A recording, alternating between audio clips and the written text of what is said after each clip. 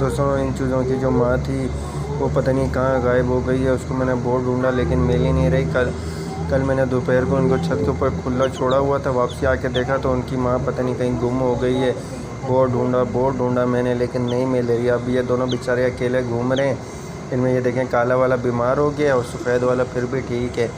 और ये दोनों बेचारे अब अफसुर्दा बैठे हुए हैं और इनकी माँ पता नहीं कहाँ चली गई है। अब पता नहीं ये दोनों बचेंगे भी या नहीं बचेंगे।